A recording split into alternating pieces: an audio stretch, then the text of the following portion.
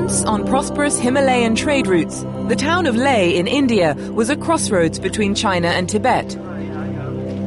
Today, it survives as the best preserved example of Tibetan architecture in the world. German architect André Alexander is passionate about Tibetan architecture.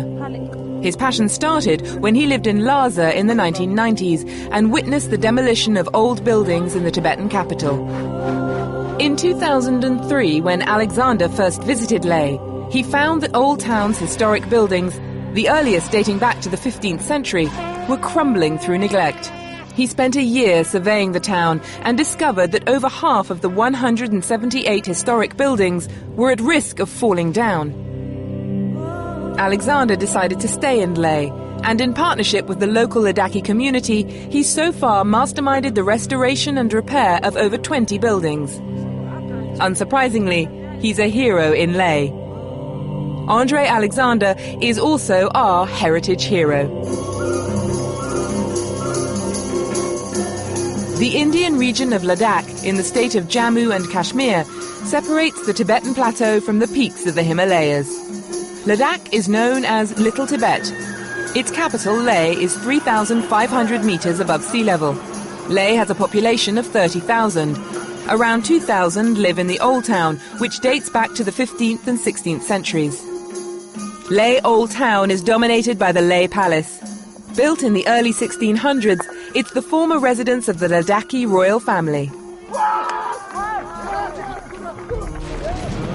Leh's decline set in with a vengeance with the start of the territorial disputes between newly independent India and Pakistan in the late 1940s. With trade routes severed, the merchants left. With an average household income down to just $100 a month, there was no cash for renovation. André Alexander's 2004 survey found over half of the historic buildings were in danger. When Alexander made Leh his home, he set a lifetime's goal of reversing the decay of his adopted Himalayan town. The big problem is about 20 years ago people here have decided the old town has no future. It's a hassle to walk uphill and there's no running water and no proper drainage. So who could afford it has moved downhill and built themselves nice new houses. The old houses are made from mud, wood and stone. Once they are abandoned, small cracks in the mud appear and are soon made worse by freeze-thaw in sub-zero temperatures. The houses can last a very long time, but they need maintenance. Every time you have a small leak, you need immediately fix it.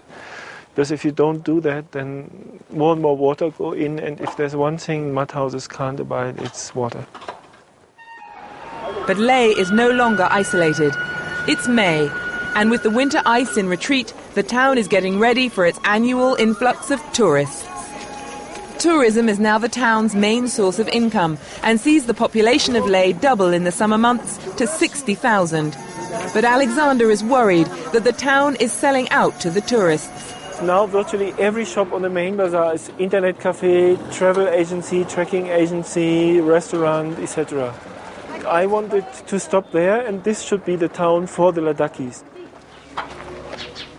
Alexander's conviction is that restoring the Ladakhis' pride in their community can be best served by reviving old skills through his Leh Old Town initiative. For me, the importance here is really the balance of being able to preserve some of these really beautiful and wonderful houses, but also being able to do that with so many of the people who live here, and so ensuring they have some income and that they're really involved in the project. And so I actually went around also in villages and in the old town and interviewed people if they were qualified craftsmen or which kind of skills they had. And then I put together a core team in 2004. My most favourite job is carving. I also like to preserve historical buildings. Nowadays, many people use modern techniques, but I like the traditional methods and want to restore these buildings as they were originally. That's why I joined the Leh Old Town initiative. And Alexander wanted householders to also participate in the renovation work. If you tell people you want to restore their house for free, that's a little bit strange and it wouldn't really work. So we held a community meeting and we offered people that we give 50% of the costs if they want to repair their house, upgrade it, but doing it more or less very traditional. With half the money coming from the homeowners themselves, Alexander matches it from philanthropic foundations and the German and Finnish governments. It looks very beautiful when they restore historical buildings. Before Mr. Alexander's initiative, nobody cared about the area and people used to throw garbage and everything looked dirty.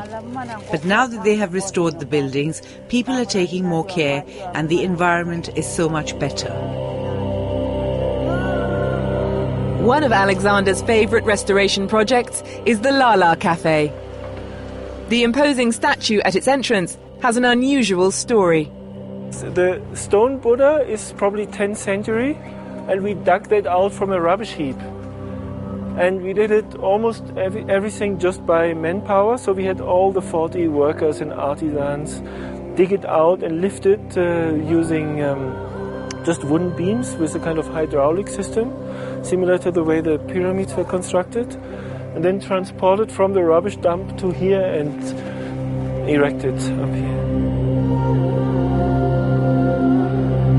I really love Himalayan architecture, Buddhism to some degree, but also just the way the Himalayan people, especially the Tibetans, the Ladakis, the Bhutanese, are so generous and open-minded and very open and always full of fun and laughter.